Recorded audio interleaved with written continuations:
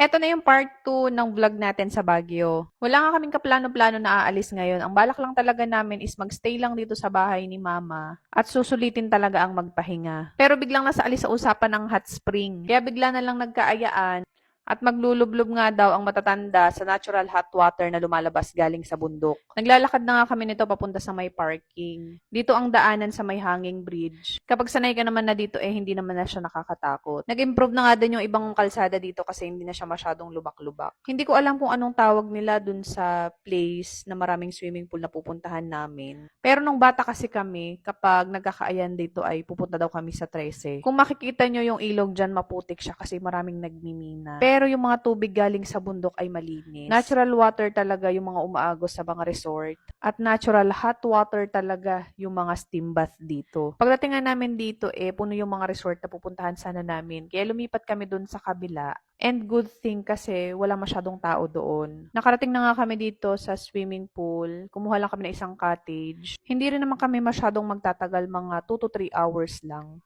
Mag-steam bath lang yung mga matatanda, tapos mag-swimming lang saglit tong mga bata.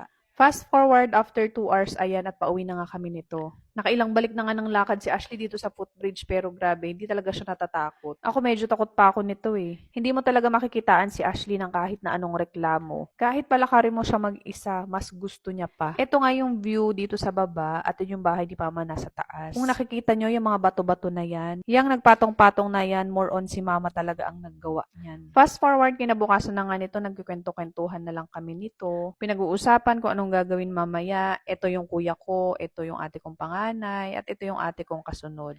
Maya-maya nga nagluto na yung ate kong panganay ng pagkain para makakain na kami. Actually, siya naman lagi ang nagluluto kasi siya naman talaga ang masarap magluto. Fast forward, nakapag-ready, nakapagbihis na kaming lahat at ayan, paalis na kami. Pupunta na kami ng town para makapamasyal pa.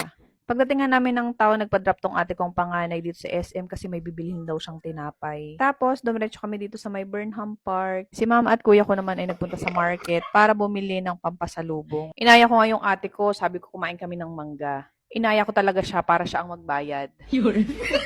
After nga namin dyan, nagpicture-picture na kami dito kasi hihiwalay na yung isa kong ate. May sarili na naman siyang lakad. In fairness, after how many years, nakabuo na naman kami nitong picture. Kinulang nga lang ang isa kong kuya at ang tatay namin. Fast forward, pabalik na nga kami nito sa van. Bago nga kami umalis, inantay muna namin. Ito sila mami kasi gusto daw nilang ma-meet si Ash. Shout out kay Osam Jonella and Mami. Thank you sa effort at time. Naglaan talaga kayo ng oras para makita si Ash. Happy kami na ma-meet namin kayo in person. Fast forward, after nga ng konting chika at picturan, ayan, pababa na rin kami ng La Union. Doon na kasi namin maisip kumain ng tanghalian. After ilang oras na biyahe, nakarating na rin kami dito.